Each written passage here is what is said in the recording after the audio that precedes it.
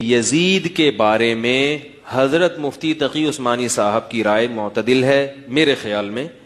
ان کی رائے یہ ہے کہ یزید کا حضرت حسین کے قتل میں شریک ہونا یا ان کے حکم پہ قتل کرنا یہ کسی مستند روایت سے ثابت بولو بھائی نہیں ہے، ثابت نہیں ہے۔ اسی طرح یزید کا شرابی کبابی یہ سب چیزیں بھی کسی مستند اوتھینٹک روایت سے ثابت نہیں ہے۔ روایتیں بھی ہیں، اس طرف بھی ہیں اس طرف بھی ہیں، کوئی مستند مضبوط چیز نہیں ہے۔ شرعی شہادت چاہیے نا فاسق قرار دینے کے لیے، تو وہ نہیں ہے۔ اس بیس پہ حضرت مفتی تقی صاحب کی رائے یہ ہے کہ یزید کے بارے میں کیا کیا جائے؟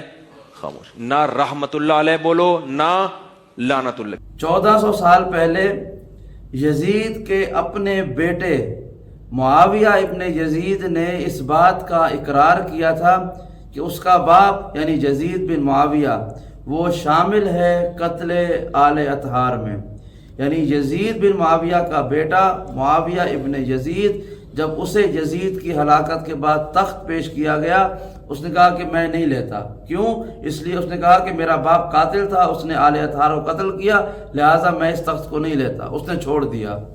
یعنی اب جو جملہ کہنا چاہ رہا ہوں وہ یہ ہے کہ 1400 سال پہلے یزید کا سگا بیٹا اس بات کو مانتا ہے کہ اس کے باپ نے حسین ابن علی اور ان کے خاندان کو شہید کیا، اور آج 1400 سال بعد کے یزید کے روحانی بیٹے یزید کی وکالت کر رہے ہیں کہ یزید قتل امام حسین میں شامل تھا یا نہیں تھا، یا اس کی کوئی صحیح روایت نہیں ملتی ہے، یا قتل کا حکم نہیں دیا تھا۔ یعنی کمال یہ ہے جو سگا بیٹا ہے وہ مان رہا ہے کہ اس کے باپ نے آل اطہار کو قتل کیا، لیکن جو رضاکارانہ طور پر روحانی بیٹے بن رہے ہیں یزید کے، وہ یزید کا دفاع کر رہے ہیں۔